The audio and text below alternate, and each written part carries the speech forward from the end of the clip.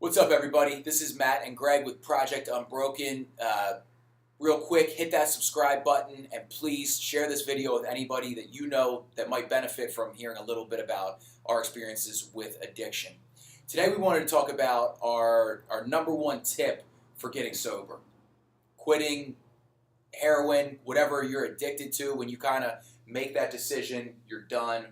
What do you think that the number one thing is, the most important thing to kind of starting that path to sobriety? For sure, no doubt about it. The number one thing for me was separating from everyone that used, getting rid of all my numbers, getting rid of my Facebook, my social media, just kind of getting rid of everything connected to drugs. You know, I mean, even like if you talk about rehab, like people who go to rehab, the people who are effective coming out of rehab are the people that, you know, come home and they stay away from everyone that's around them. Like, a lot of people think like rehab is some magic tool. Rehab does a lot of good things for you, but I think the biggest thing it does for you is it gets you away from your normal life, you know? Mm-hmm. And a lot of people who fail, they come out of rehab and then they go back around the same group of friends thinking they're cured, and bam, they're right back in that addiction.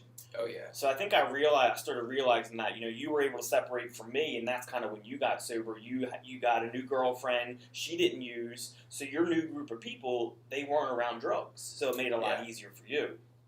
So I think I started realizing that, and I was like, you know what? Like, after you separate, I still hung around people that were using, so I kept using. And then eventually I got to the point where I realized what I was doing. And I'm like, I can't be around people who use. Like, I get what Matt did.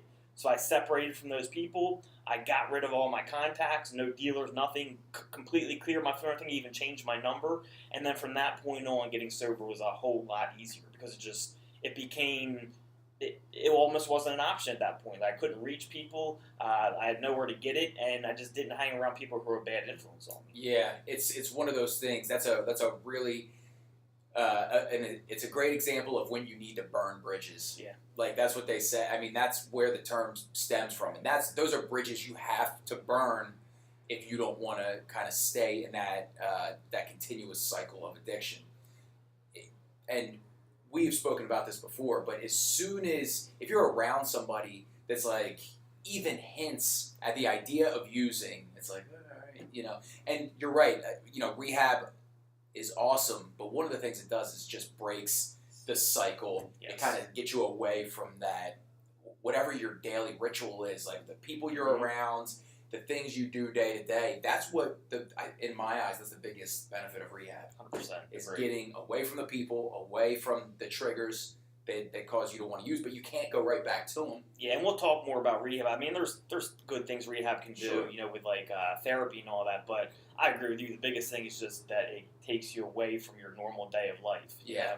But you know, I know that's a big one, maybe the number one thing in general. But if that's not your number one, what would be the next thing for you? Just to give you a number one. I was thinking about it a little bit, and I think at least the biggest thing that helped me getting sober and kind of breaking that cycle was to add like forced accountability to myself.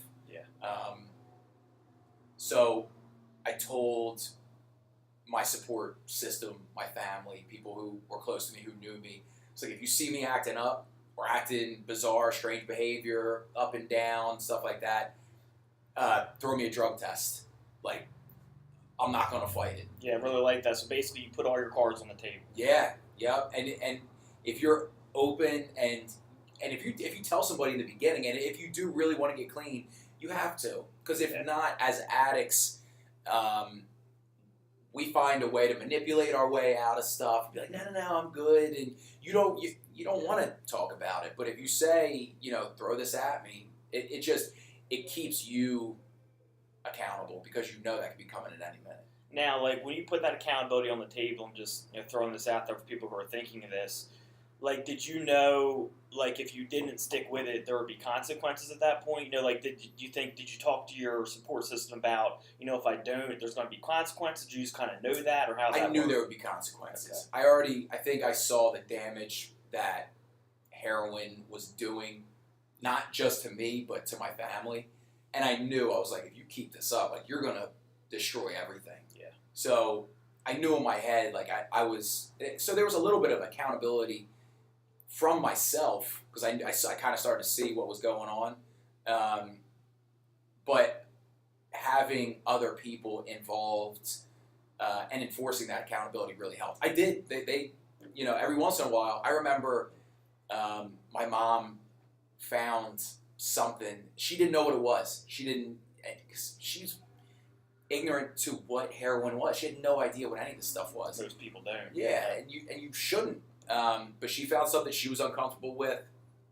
I explained to her, I'm like, that's not that's nothing. Like, I don't know what that is. She was like, we talked about this. You told me to do this.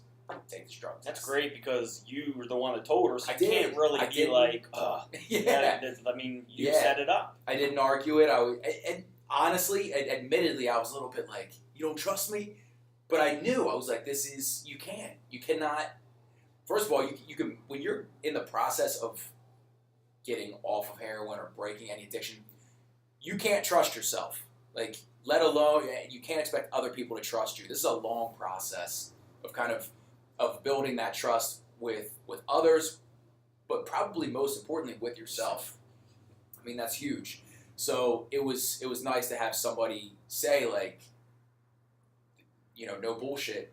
You gotta do this. It's part of the whole program. Yeah, I think one thing that might tie both of those together is committing.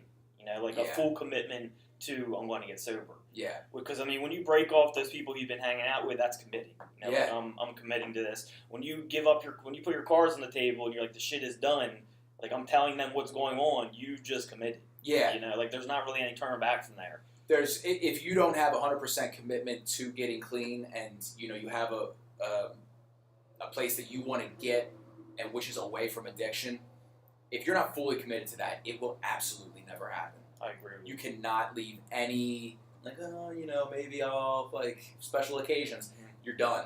Like, it's no longer an option. That has to be it. And to your point, those are some of the things that really solidify that commitment. The burning of the bridges with everybody you used to hang around with, anybody who ever messed with heroin or whatever you're struggling with has to be gone. Like, it's, at least for, the next couple years, at least. I mean, that's what you and I did. Mm-hmm. That's a part of it. And then, putting that forced accountability on top of it was a big help as well. Awesome. All right, so there's our number one tip for getting out of an addiction. You got to separate yourself from everyone. You got to maybe, get some accountability, put your cards on the table. You got to make that full commitment. I think those are the biggest things you can do to get out of addiction. Yeah. So I hope you guys like this video. Please make sure you subscribe below. Share it if you can. We're trying to get the word about Project Unbroken. We'll see you all in the next video. See you guys.